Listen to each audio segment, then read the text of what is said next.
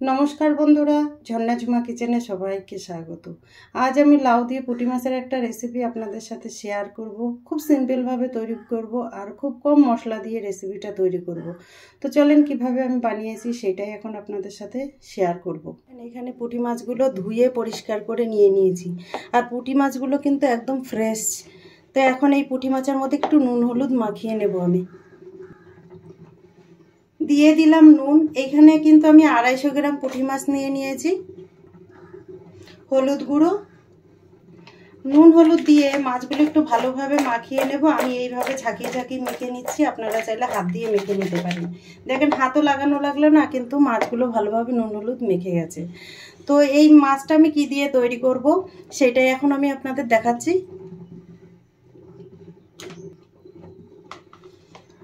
দেখেন এখানে আমি লাউ আর আলু নিয়ে নিয়েছি।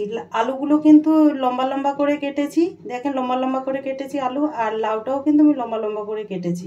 তো এখন আমি মাছগুলো ভেজে নেব। গ্যাসে আমি কড়াই চাপিয়ে দিয়েছি, আর কড়াই দেখেন ভালোভাবে গরম হয়ে গেছে। দিয়ে দিচ্ছি আমি এখন সর্ষের তেল। তেল ভালোভাবে গরম হয়ে গেছে, মাছগুলো এখন ছেড়ে দিলাম তেলে। মাছগুলো কিন্তু মুখ করে ভেজে নিতে হবে।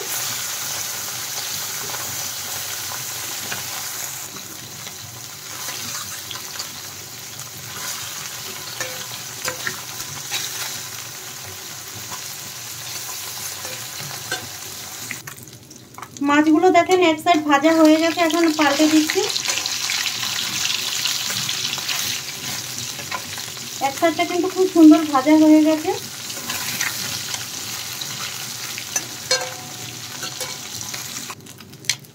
মাছগুলো দেখেন ভাজা হয়ে গেছে, তুলে নিচ্ছি আমি। এইভাবে সব মাছ কটা আমি ভেজে নেব। আর সামান্য তেল দিয়ে দিলাম। তেলের মধ্যে দিয়ে দিলাম গোটা জিরে, দিয়ে দিলাম দুটো কাঁচা লঙ্কা। কাঁচা লঙ্কাগুলো একটু ভেঙে দেবো, নাহলে গোটা দিলে কিন্তু তেলের মধ্যে ফুটবে, সেই জন্য আমি ভেঙে দিলাম। দেখেন মশলা ভাজা হয়ে গেছে, এখন আমি লাউ আর আলুগুলো দিয়ে দিলাম। দিয়ে একটু নেড়ে চেড়ে ভালোভাবে কষিয়ে নেব।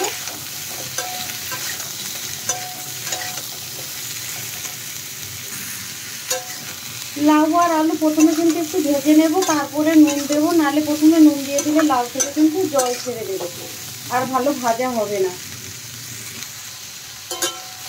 লাউ আর আলু দেখেন হালকা ভাজা হয়ে গেছে।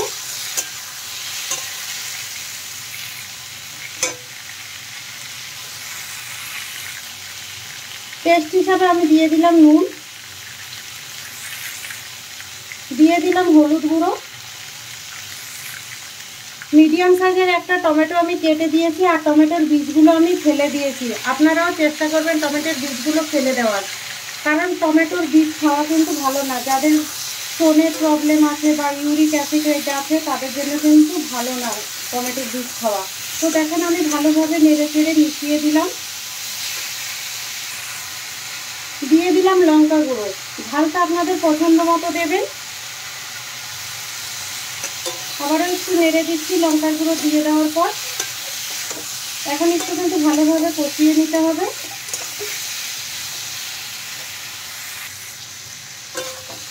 দেখেন নুন দিয়ে দেওয়ার পর কিন্তু লাউ থেকে দেখে জল বেরিয়ে গেছে।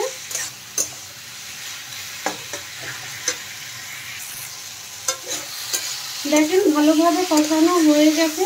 আমি কিন্তু এখানে আর কোনো মশলা দিইনি। তো এখন জল দিয়ে দেব। লাউ কিন্তু জল একটু কমই দেবেন, বেশি দিলে কিন্তু লাউ টক হয়ে যাবে। আর সামান্য জল দিয়ে দিলাম। এখন ঝোলটা একটু ফুটতে থাক। দেখেন ঝোল কিন্তু ভালোভাবে ফুটে গেছে। লাউ তো অলরেডি গলেই গেছে। এখন আমি ভেজে রাখা মাছগুলো দিয়ে দেব।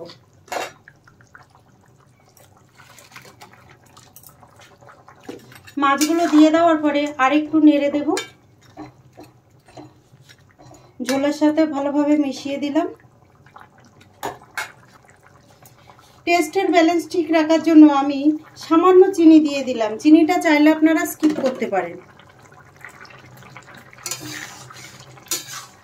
দেখেন মাছের ঝোলটা কিন্তু অনেকটাই গাঢ় হয়ে গেছে। সামান্য একটু গরম মশলা গুঁড়ো দিয়ে দিলাম। আপনারা যদি গরম মশলা পছন্দ না করেন তাহলে সেই ক্ষেত্রে একটু জিরের গুঁড়ো দিলেও টেস্ট লাগে ভালো। তো দেখেন মশলাটা দিয়ে দেওয়ার পরে আরেকটু নেড়ে চেড়ে দিলাম। তৈরি হয়ে গেছে। এখন আমি মাছের ঝোলটা নামিয়ে নেব। এখন আমি মাছের ঝোলটা বাটিতে নিয়ে নেব।